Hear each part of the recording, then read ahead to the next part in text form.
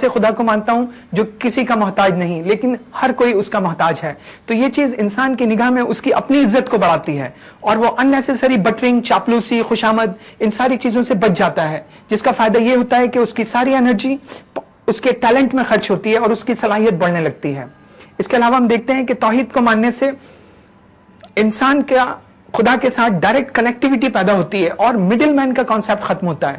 کیونکہ جب ہم ایک ایسے خدا کو مان رہے ہیں جو ہر جگہ موجود ہے، ہمیں دیکھ رہا ہے، ہماری سن رہا ہے، تو انسان کی غلامی سے آزاد ہوتا ہے. پھر وہ کسی کے سامنے مجبور نہیں ہوتا کہ اس کی مدد کے بغیر وہ خدا تک نہ پہنچے، بلکہ وہ خدا سے براہ راست بات کر سکتا ہے، دعا مانگ سکتا ہے، مدد طلب کر سکتا ہے. توحید کو ماننے والا انسان اندھ وشواسی نہیں ہوتا. یہی وجہ ہے کہ ہم دیکھتے ہیں کہ جو لوگ توحید کو نہیں مانتے، یعنی خالص سے خدا کو نہیں مانتے، کبھی وہ کالے گھوڑے کے کھر کی تلاش میں نکل رہے ہیں، کبھی وہ کالے کتے کو تلاش کر رہے ہیں. ان کی زندگی ایک عجیب سے کرائسس کا شکار ہو جاتی ہے. ذرا سی بات ان کے لیے ایک مسئلہ بن جاتی ہے. اسی طرح ہم دیکھیں کہ توحید کو ماننے والا خدا کو سب سے بڑا مانتا ہے، لیکن اس کے سامنے خود کو سب سے چھوٹا مانتا ہے. کیونکہ اگر ہم خدا کو بڑا مان رہے ہیں لیکن خود کو چھوٹا نہیں مان رہے تو یہ آدھی بات ہے. مثال کے طور پہ ہم دیکھتے ہیں کہ نماز کے اندر سجدے میں ہم اپنی ناک زمین پر رکھتے ہیں، جو اس بات کا عملی اظہار ہوتا ہے کہ خدا کی بڑائی کے سامنے ہم اپنی انفیریٹی کو ایکسپٹ کر رہے ہیں. یہی وجہ ہے کہ صرف خدا کو بڑا ماننا کافی نہیں ہے. ابلیس، شیطان خدا کو بڑا مانتا ہے لیکن خود کو چھوٹا نہیں مانتا. تو جب ہم خدا کی بڑائی کے سامنے خود کو چھوٹا مانتے ہیں تو اس کا یہ فائدہ ہوتا ہے کہ دوسرے لوگوں کو ہم اپنے برابر سمجھنے لگتے ہیں، کیونکہ ہم سمجھتے ہیں کہ جو شخص کمزور ہے اس کے ساتھ بھی خدا ہے اور جو شخص طاقتور ہے اس کے ساتھ بھی خدا ہے. تو گویا کہ اگر کوئی ناجائز کام پر ہے اور وہ طاقتور ہے تو وہ ہماری نگاہوں میں کمزور ہو جاتا ہے، جبکہ وہ شخص جو کمزور ہے مگر جائز کام پر ہے تو وہ ہماری نگاہوں میں طاقتور ہو جاتا ہے. اس طرح انسان کسی کا حق نہیں مارتا. آج ہمارے زمانے میں ساری دنیا میں جو کرائسس نظر آ رہا ہے اس کی ایک بنیادی وجہ صرف یہی ہے کہ یا تو انجسٹس ہو رہا ہے یا انجسٹس کا ریئیکشن ہو رہا ہے، کبھی طاقتور کی طرف سے اور کبھی کمزور کی طرف سے. لیکن اگر لوگ توحید کو صحیح معنوں میں ماننے لگیں تو وہ جان لیں گے کہ خدا کی طاقت کے سامنے ان کی طاقت کچھ نہیں. ان کے پاس جو بھی پاور ہے وہ ٹیمپریری ہے، اس لیے وہ ظلم سے بچیں گے. توحید کا ایک اثر یہ ہوتا ہے کہ انسان کا لیول آف مورالٹی بڑھ جاتا ہے، کیونکہ جب ہم یہ مانتے ہیں کہ خدا ہے، وہ دیکھ رہا ہے، مرنے کے بعد اسے حساب دینا ہے، تو ہم جھوٹ سے بچتے ہیں، ہم سچ بولنا پسند کرتے ہیں. سچ بولنے سے انسان مین آف پرنسپل بنتا ہے، سماج ڈبل اسٹینڈرڈ سے آزاد ہو جاتا ہے. تب ہم زیادہ سے زیادہ وفادار رہنے کی کوشش کرتے ہیں. ہمارا لیول آف سیکریفائس، قربانی دینے کا جذبہ بڑھ جاتا ہے. اگر ہم 100 روپے کماتے ہیں تو اس میں سے 40 روپے، 50 روپے، 80 روپے، یہاں تک کہ 100 کے 100 روپے بھی دوسرے کی مدد کے لیے خرچ کر سکتے ہیں، کیونکہ ہمارا یہ یقین ہوتا ہے کہ جو خدا دیکھ رہا ہے وہ ہمیں بدلہ بھی دے گا. بدلہ ملنا یقینی ہوتا ہے، اس لیے ہمارا سیکریفائس لیول بڑھ جاتا ہے. توحید کو ماننے سے ایک فائدہ یہ ہوتا ہے کہ مینٹل ہیلتھ اچھی ہوتی ہے. کافی دن پہلے ورلڈ ہیلتھ آرگنائزیشن نے ایک بہت بڑا سیمینار کیا جس میں انہوں نے اس بات کو جاننے کی کوشش کی کہ صحت کسے کہتے ہیں. تو انہوں نے صحت کی ایک فائنل ڈیفینیشن بتائی: the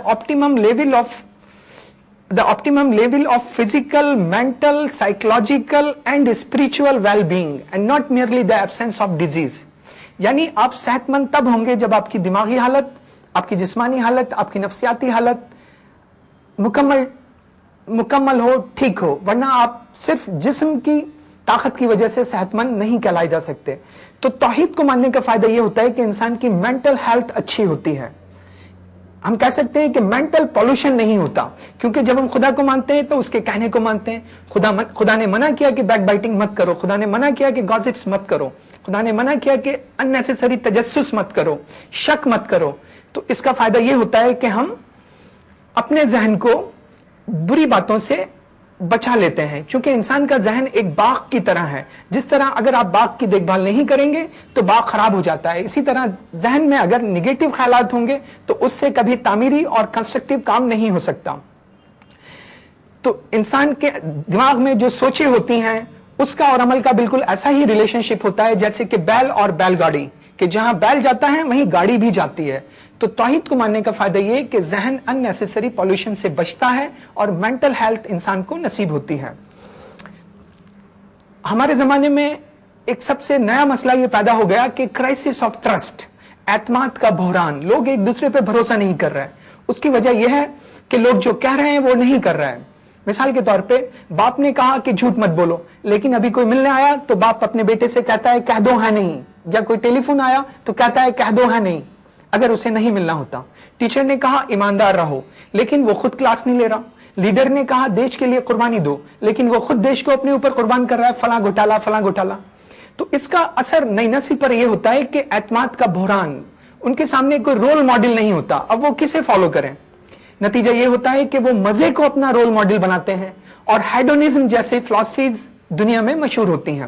ہیڈونزم کا مطلب ہے زندگی کا مقصد مزہ حاصل کرنا، چاہے کیسے ہی کیوں نہ ہو. یہی وجہ ہے کہ ہم دیکھتے ہیں کہ ہمارے زمانے میں انٹرٹینمنٹ اور انٹرٹینر سپر اسٹار کا درجہ رکھتے ہیں، لوگ ان کی خدا کی طرح پرستش کرتے ہیں. وجہ صرف یہی ہے کہ اعتماد کے بحران کی وجہ سے، کرائسس آف ٹرسٹ کی وجہ سے رول ماڈل کی کمی ہے، لہٰذا وہ کمی ان سے پوری کی جاتی ہے. ان کا ایک المیہ یہ کہ وہ جو انٹرٹینمنٹ انڈسٹری ہے وہ جو ماڈل دے رہی ہے وہ کنٹراڈکٹری ہے. مثال کے طور پہ پچھلے دنوں ہندوستان کے سپر اسٹار شاہ رخ خان کی ایک فلم آئی دل تو پاگل ہے، جس میں وہ ایک ایسی لڑکی کی تلاش کرتے ہیں جو بہترین ڈانسر ہو اور بہت شائی ہو. یہ پاسبل نہیں ہے، جو لڑکی شرمیلی ہوگی وہ ڈانسر نہیں ہو سکتی، جو ڈانسر ہوگی وہ شرمیلی نہیں ہو سکتی. تو نتیجہ یہ ہے کہ جو رول ماڈل بنائے جا رہے ہیں ان کے افکار میں خود اتنا کنٹراڈکشن ہے کہ فالوورز کی لائف میں وہ کنٹراڈکشن آ جاتا ہے. جبکہ جب ہم توحید کو مانتے ہیں تو خدا کہتا ہے قرآن میں کہ وہ بات کیوں کہتے ہو جو کرتے نہیں. توحید کے ماننے والا اپنے قول، اپنی بات اور اپنے عمل میں کنٹراڈکشن نہیں رکھتا، جس کا فائدہ اس کی نئی جنریشن کو ملتا ہے. اسی طرح ہم دیکھیں کہ توحید کو ماننے سے sense of accountability, sense of responsibility پیدا ہوتی ہے، کیونکہ توحید کا ماننے والا یہ مانتا ہے کہ خدا نے انسان کو ہمیشہ کے لیے پیدا کیا، اس کی زندگی کو دو حصوں میں تقسیم کیا، pre death life and post death life, یعنی موت سے پہلے کی زندگی، موت سے بعد کی زندگی، اور ان دونوں کے بیچ میں اس نے موت کو رکھا جو کہ ایک تبادلہ ہے. موت کے پہلے کی زندگی ٹیمپریری ہے اور انسان کے ٹیسٹ اور ٹرائل کے لیے ہے. موت کے بعد کی زندگی اٹرنل ہے اور پلیس آف ریوارڈ یا پنشمنٹ ہے کہ وہاں اس کو سزا یا جزا دی جائے گی دنیا میں کیے گئے کام کے بدلے. اچھی بات یہ کہ انسان ہمیشہ زندہ رہنے کے لیے پیدا کیا گیا. موت ایک تبادلہ ہے، ایک سوئچ اوور ہے. تو جب توحید کے ماننے والا اپنے خدا کی اس اسکیم کو جانتا ہے تو اس کے اندر احساس ذمہ داری پیدا ہوتا ہے، اور وہ اس کے اندر سینس آف ریسپانسبلٹی پیدا ہوتا ہے. حضرت محمد نے فرمایا کہ ہر شخص چرواہا ہے، اس سے اس کے ریوڑ کے بارے میں پوچھا جائے گا، یعنی ہر آدمی ذمہ دار ہے اپنے ڈیپینڈنس کے بارے میں.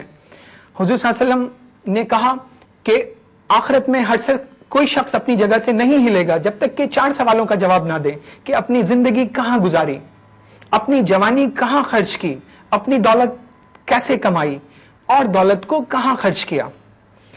تو توحید کے ماننے کا فائدہ یہ ہوتا ہے کہ انسان یہ سمجھنے لگتا ہے کہ خدا ہے، وہ دیکھ رہا ہے اور اس کو حساب دینا ہے.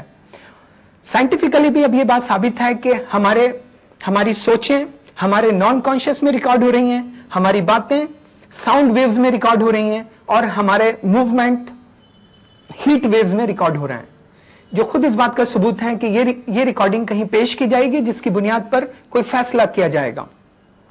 توحید کو ماننے کا ایک فائدہ یہ ہوتا ہے کہ انسان کے اندر ہوپ اور فیئر پیدا ہوتا ہے، کیونکہ وہ ایک ایسے خدا کو مانتا ہے جو بے انتہا رحیم ہے، معاف کرنے والا ہے، لیکن ساتھ ہی ساتھ یہ وہ خدا ہے جو انصاف کرنے والا ہے، جو نہایت سخت سزا دینے والا ہے. اسی لیے انسان کے اندر دونوں کیفیتیں پیدا ہوتی ہیں کہ امید کی بھی اور ڈر کی بھی.